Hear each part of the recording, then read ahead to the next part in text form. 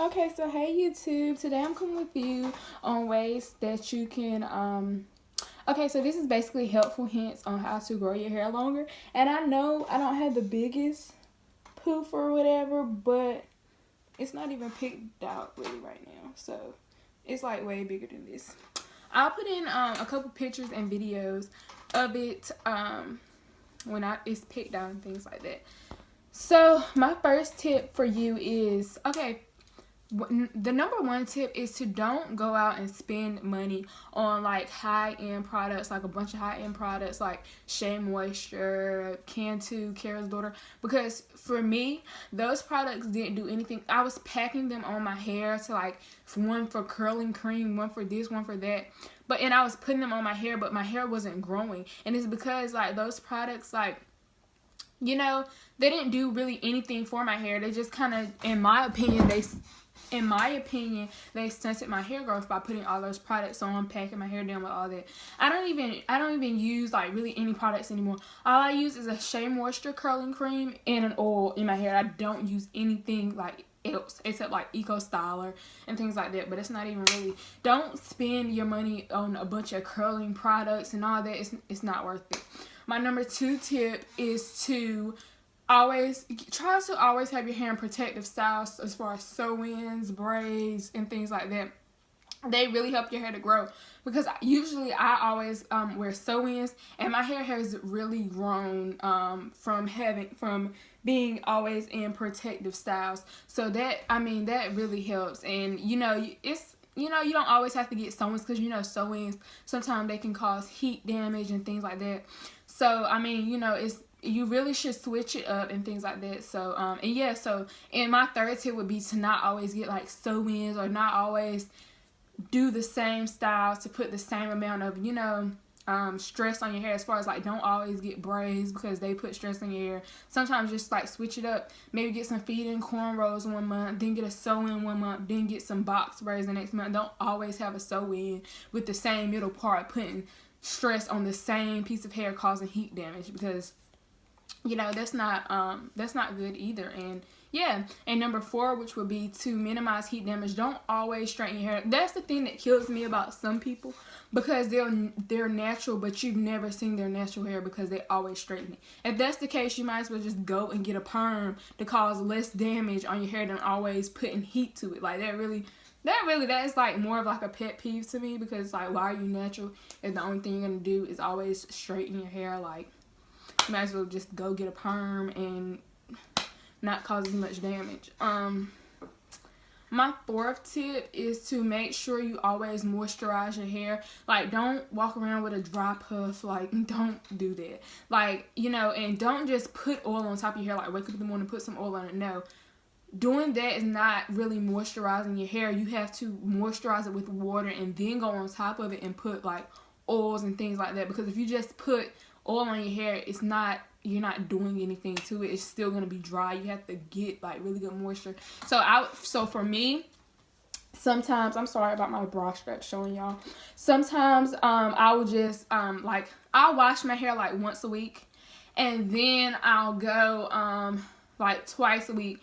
And no, I'm not gonna say twice a week. I'll wash my hair once a week, and then like, let's just say on a Sunday I'll wash my hair, and like on a Wednesday I'll go and I'll just wet my hair in the shower, and I'll put conditioner in. I'll co-wash it, and then I'll let the conditioner sit for a little bit while I'm in the shower, and then when I get out, I'll wash it out, and then I put my oils and stuff in so I can like re-moisturize my hair. So because that is like, a dry puff is like detrimental. Like, you do not want to have that. Like, that's like a number 1 way for breakage and things like that. And you can test your hair. I think it's called the porosity. I think that's what it's called. Don't quote me on it. And see, like, that can kind of tell you how often you need to like moisturize your hair. Usually, if you have like 4C hair, 4B hair, 4A hair, your hair is probably you're probably gonna have to moisturize it a little bit more. Not always, but you'll probably have to moisturize it more than a person with like 3C hair, 3B hair. Yeah. So that's really all my tips that I have. And and don't get me wrong, it is good to wear protective styles, but do not always wear protective styles.